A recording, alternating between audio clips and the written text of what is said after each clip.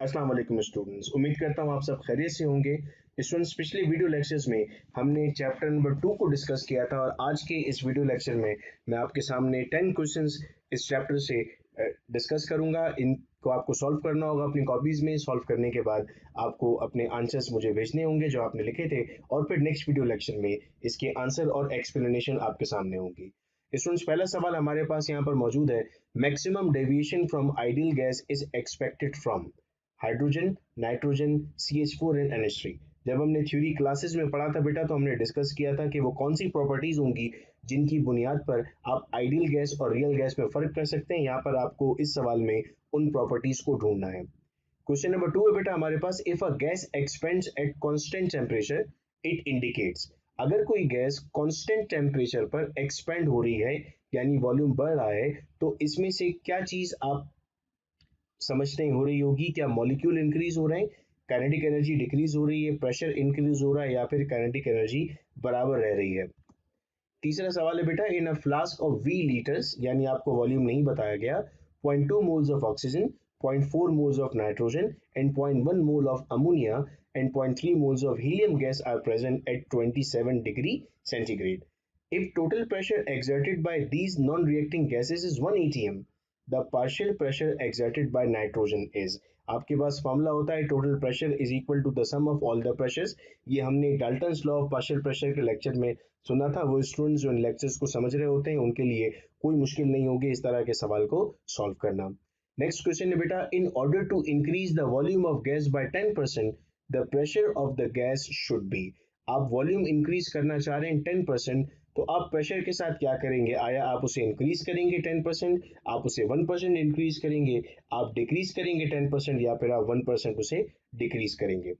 Question number 5 students हमारे पास, in which of the following does the given amount of chlorine exert the least pressure in a vessel at 1 dm cube and 273? इनमें से कितने grams पर अगर आप use कर रहे होंगे तो लीस्ट प्रेशर आप ऑब्जर्व कर रहे होंगे? 1 mole of oxygen at 273 Kelvin and 1 mole of sulfur dioxide at 546 Kelvin are taken in two separate containers. आपको बताना है कि किसकी काइनेटिक एनर्जी किससे ज्यादा है according to the above data. आपको ये मालूम है कि काइनेटिक एनर्जी का ताल्लुक किसके साथ होता है। आप यहाँ से मैं हिंट दे रहा हूँ टेम्परेचर की, आप टेम्परेचर को देखकर इस सवाल का जवाब दे सकते हैं। In the equation of state of an ideal gas, यानी PV is equal to nRT, the value of universal gas constant would depend only। R किस पे डिपेंड करता है? नेचर ऑफ गैस पे डिपेंड करता है, प्रेशर पे डिपेंड करता है, मेजरमेंट पे डिपेंड करता है यूनिट के, या इनमें से कोई भी दुरुस्त जवाब नहीं है? आप जानते हैं स्टूडेंट्स कि R की वैल्यू आपके पास दो होती हैं, तो यहाँ आपको मैं हिंट दे चुका, आप इस हिंट से इस आंसर की तरफ आ सकते हैं।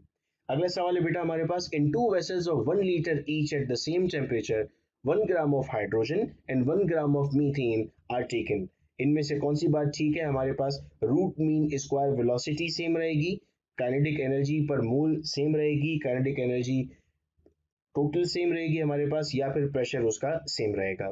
नेक्स्ट क्वेश्चन स्टूडेंट्स हमारे पास, which one of the following statement is not true about the effect of an increase in temperature on the distribution of molecular speeds? याद रहे जब भी ये नॉट ट्रू आता है, मैंने अपने बच्चों को बताया कि आपको एक से दो मरतबा इस सवाल को बेटा पढ़ना पड़ता है।